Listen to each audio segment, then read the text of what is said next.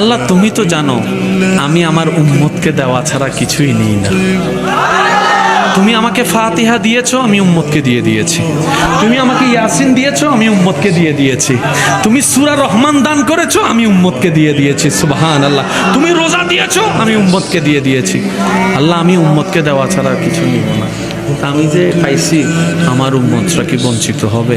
আল্লাহ কিছু একটা দাও না, এমন কিছু দাও না যেটা আমার উম্মতরা কামিয়াবভাবে করতে জানলে এই নিয়ামতের ছায়া যেন পায়।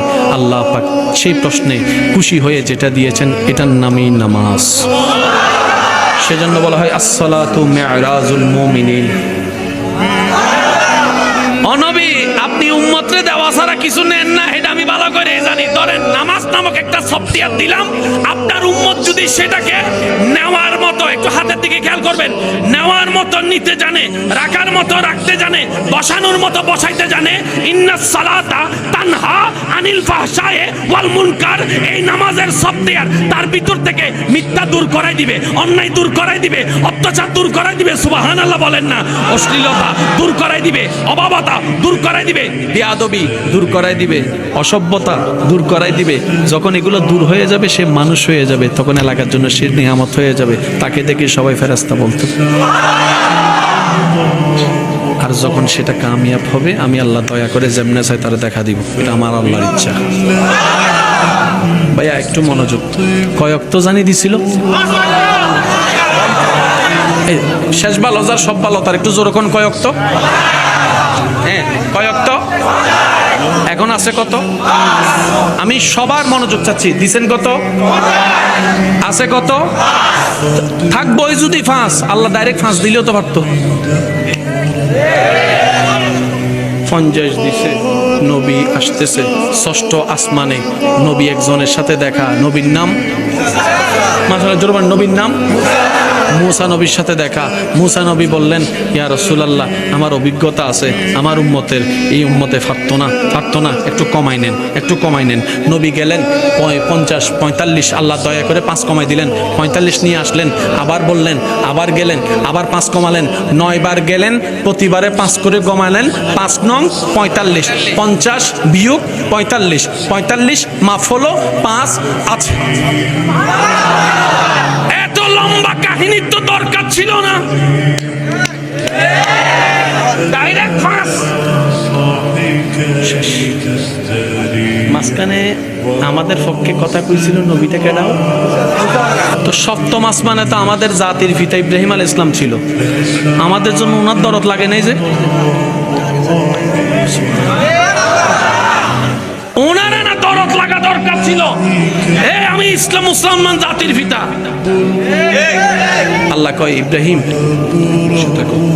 মুসারে দাঁড় করা। নবী 5 কমাই, আবার আসছে 5 কমাই, 9 বার আসার পরে মুসা নবী বলেন আরেকবার যান না, কমাই আনেন না, কমাই আনেন না। নবী বললেন না আমার আল্লাহ দয়া করে এতটুকু কমাই দিচ্ছে, এটাও কমাইতে আমার লজ্জা লাগতেছে, আমি আর যাব না। তার মানে মুসা নবীরও আকীদা হচ্ছে আমার আল্লাহর বিধান অনুরোধ করে নবী রহমতুল লিল আলামিন চাইলে পাল্টাইতে পারে। এবার মনোযোগ। আল্লাহ নিয়ে গিয়েছেন কয়বার? একবার। আল্লাহ দাওয়াত দিয়ে নিয়ে গিয়েছেন কয়বার? বিদায় দিছেন কে?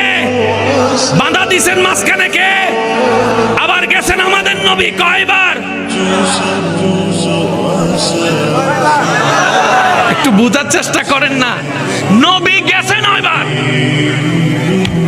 আল্লাহ নিছে একবার। আল্লাহ নবী যে বারবার যাইতেছে আসতেছে, প্রধানমন্ত্রীর কার্যালয়তে এরকম ঢুকার নিয়ম নাই। আল্লাহ কয় আমার হাবিবের জন্য আমি 5 কাঠ আজীবনের জন্য করিয়ে দিয়েছি। ইন্না আতাইনা কাল কাউসার। চিৎকার দিয়ে বলেন সুবহানাল্লাহ। আর একটু জোরে বলেন সুবহানাল্লাহ। আমি রবের দরবারে নো বডি অ্যালাউ। শুধু আমার নবী মুস্তাফা চাইলে আসতে পারবে। আচ্ছা ভাইয়া কয়বার গেছে? 5 নং। শেষ ভালো যার সব ভালো তার, জোরে জোরে বলেন 5 নং। মুসা নবী বলেছে আরেকবার যান। নবী বলেছেন আমার লজ্জা লাগতেছে। আল্লাহ মুসা নবীকে দাঁড় করাই দিলা কেন? আমাকে দেখার ফরিয়াদ সেই করেছিল, রব্বি আরিনি। আমি আল্লাহ কুদরতি ব্যবস্থাপনা এমন ভাবে করেছি, মুসা আমাকে দেখতে পারো নাই তো কি হয়েছে, যে আমাকে দেখেছে তার চেহারাকে জিয়ারত করো, তার চেহারাকে এবার কোন যত সুন্দর ছেলেই হোক না কেন, দিনের বেলা যদি রোদে খেলা খেয়ে আসে ঘরের ভিতরে, মা বাবা চেহারা দেখলেই বলতে পারে না, মনে চেহারা দেখতে বোঝা যায় হে রোদে খেলছে, আসেনিও। আপনি মাত্র 3টা সেকেন্ড লাইটের দিকে ভালো করে তাকান, এরপর আপনি যেখানে তাকাবেন অন্ধকার দেখবেন। আপনি এটাও স্বীকার করতে পারবেন না, কারণ কিছু জিনিস মানতে না চাইলেও মানতে হবে। সূর্য সকালবেলা উঠলে যদি সেই সূর্যের আলো আমাদের ঘুম ডিস্টার্ব করে, সূর্যকে পাল্টানো যাবে না, আমাদের রুম পাল্টাইতে হবে।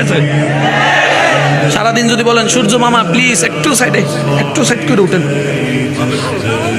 কথা কয় না, সূর্য বলবো যে তুই রুম পাল্টা, আমি রাস্তা পাল্টাবো না।